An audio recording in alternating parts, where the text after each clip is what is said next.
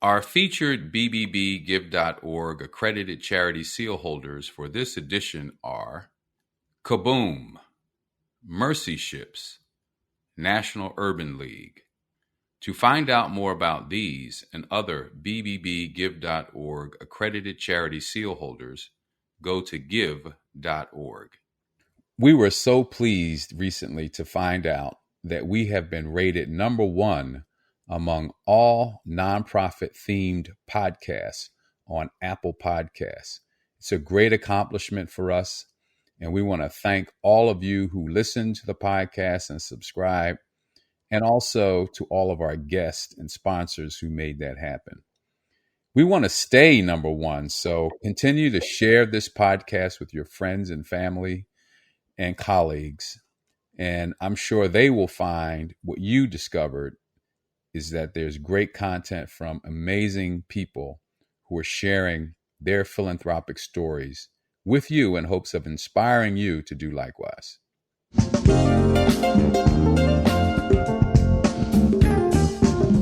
You're listening to the Heart of Giving podcast with Art Taylor, powered by BBBGive.org. Here we explore the motivations that form the basis of giving and service. We inspire generosity and celebrate the transformative effects that giving and service have on the human spirit and on community. The conversations featured on the podcast also uncover giving strategies that educate and provide tools to help listeners make impactful gifts of both their time and money. We hope you enjoy this episode. Welcome to the Heart of Giving podcast, powered by BBBGive.org.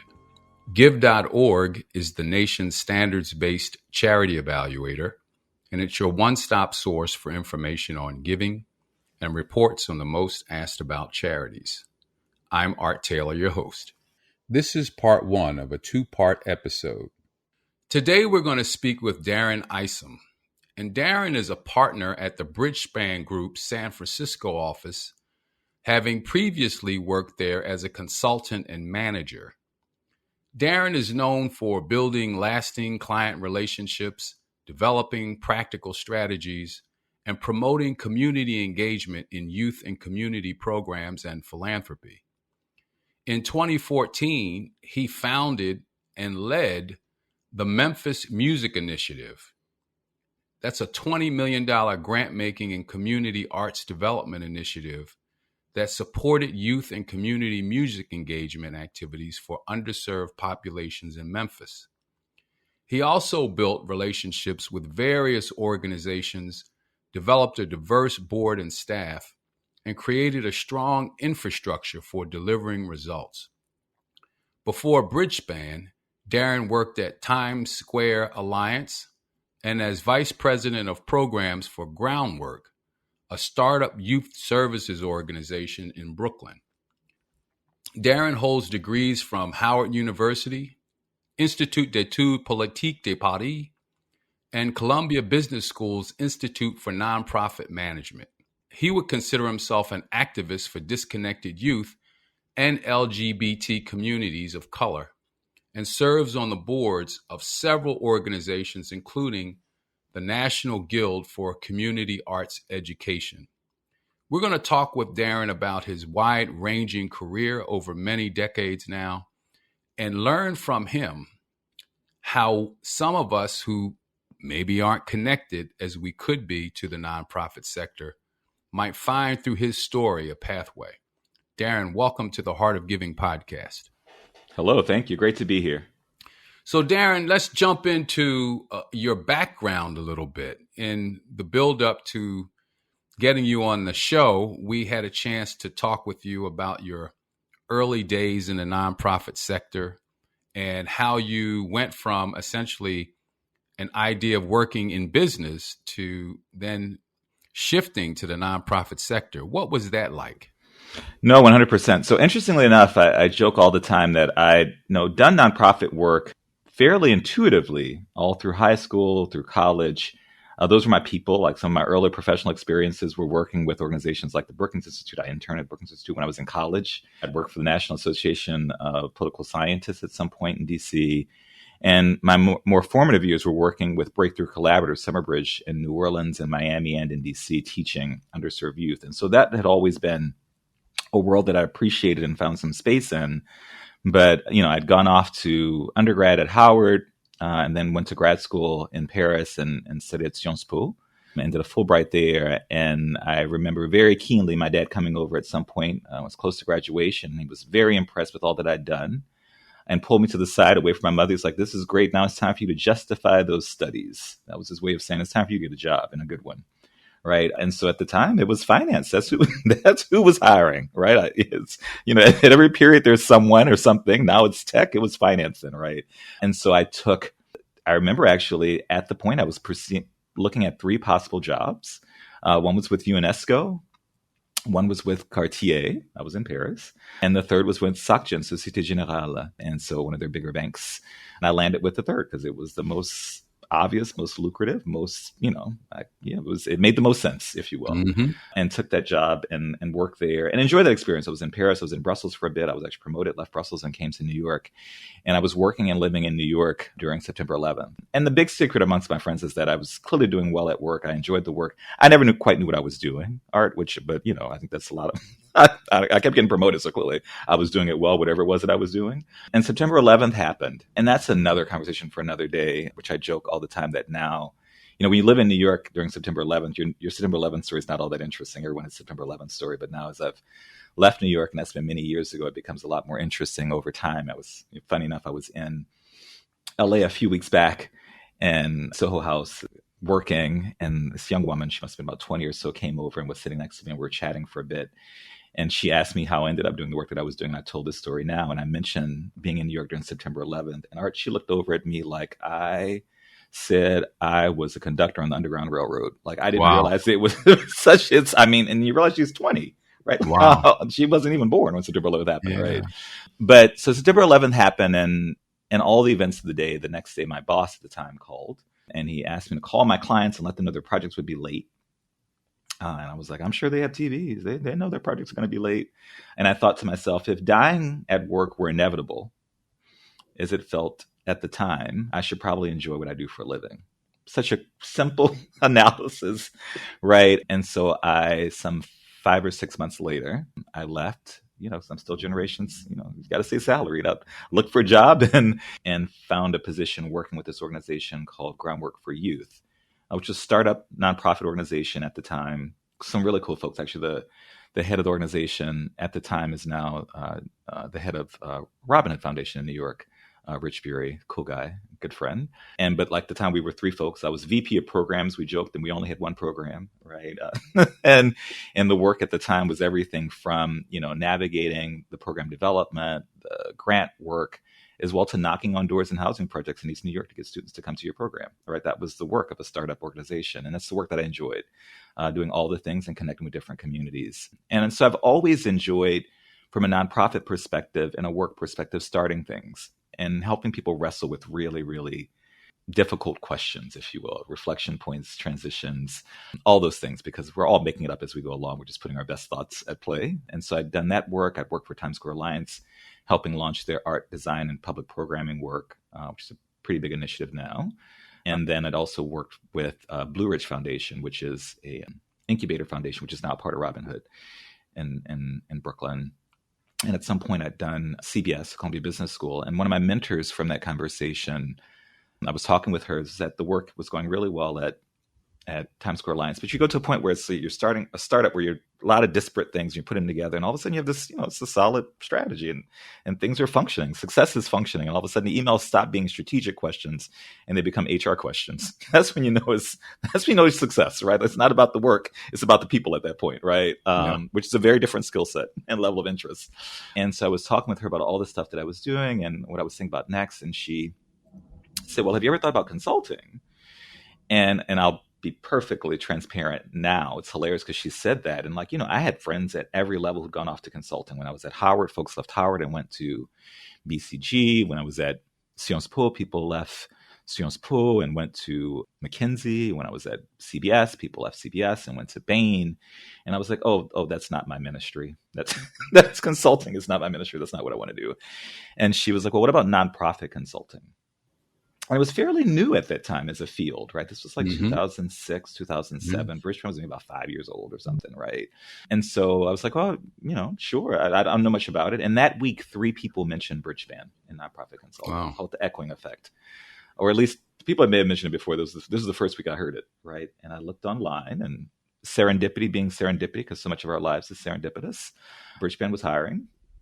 And they had 2 offices at the time. I was living in New York. There was no New York office. We have 6 offices now, including New York. But at the time, we only had 2 offices. They were Boston and San Francisco.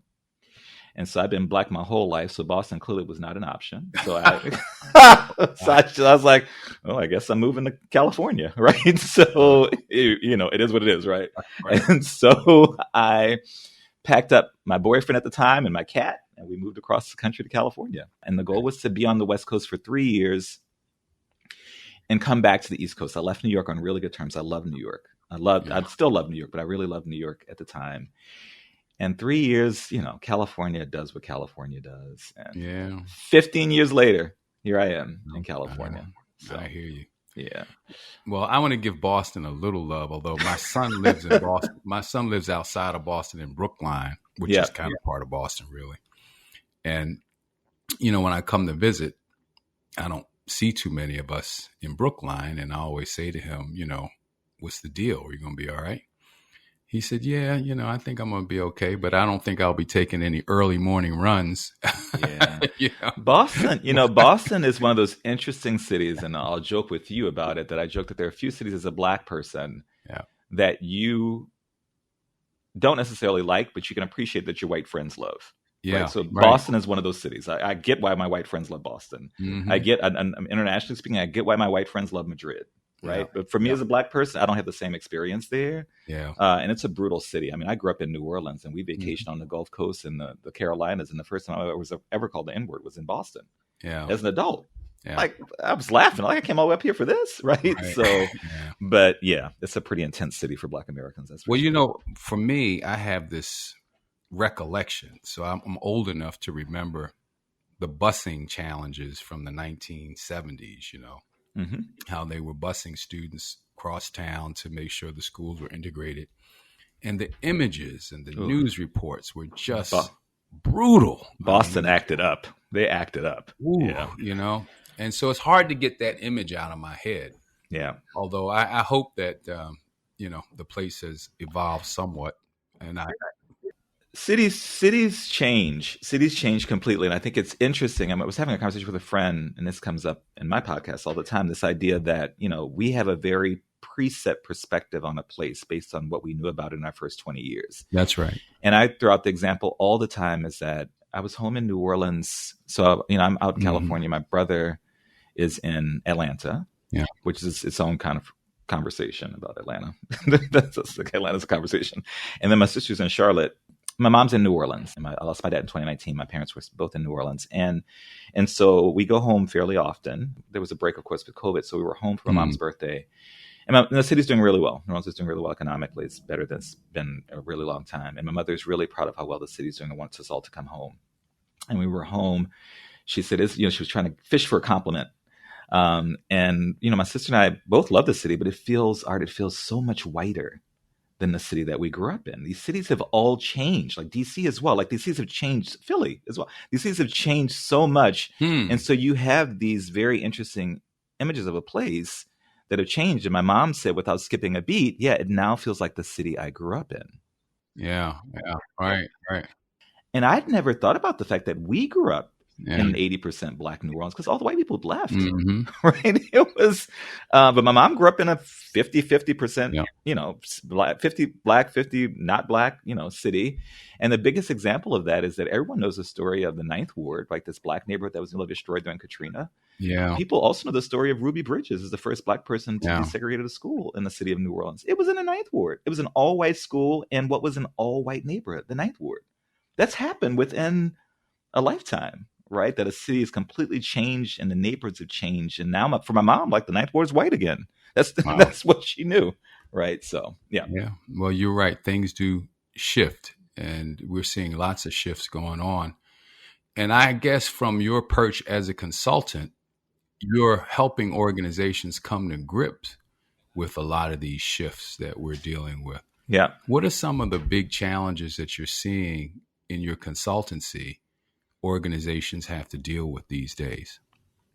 No, great question. And we joke all the time in consulting that we don't frame things as challenges, but as opportunities. And even, that's the big joke, right? You say, well, the challenge is, then you stop yourself and halfway through saying, well, the opportunity here. And I think that honestly, there are lots of amazing opportunities right now within the space itself. And they're just things for us to be really, really excited about. I think that we're going through a huge generational shift within the work itself, where we have baby boomers that are retiring, stepping down, stepping back. And we have, I'm very intentional here, we have millennials that are stepping into power. I'm a Gen Xer. I'm the generation that's in between. We're a small generation. When we were young in our careers, we served at service of baby boomers, and now I feel like we're serving at service of millennials. And so there's definitely a baton that's being passed. And as a Gen Xer, it's being passed between the boomers and the millennials. And my job is to make sure it's not dropped. We have the Gen Xers, for the record, we don't want to be here really. We're just here. We're just here because we have to be, right? Yeah. I joke, but I think there's something to be said about the fact that we're really thinking about the world differently from a transition perspective, and so that's something to be appreciated. With that transition comes a lot of the narratives have changed tremendously in the space, and I know that the world, there's so much to be pessimistic about or feel some degree of pessimism within the sector and within outcomes, but I do think that the narrative is just 1,000 times more positive one, a lot more inclusive one. It's one that favors underserved communities. It's one that really appreciates the skills and the talents that leaders of color bring to the work and the thinking. It's the one that understands the value of inclusive practices. It's the one that centers joy within the work. And so I think there's just a lot of really interesting practices that we're thinking through and actually coming up with some solutions to from a sector perspective. I think most important within the nonprofit sector, we've shifted from work being, just good nonprofit charitable services and, outcomes for specific communities, and more about systems change. How do we think about actually changing the systems that give us the options and opportunities that we have now?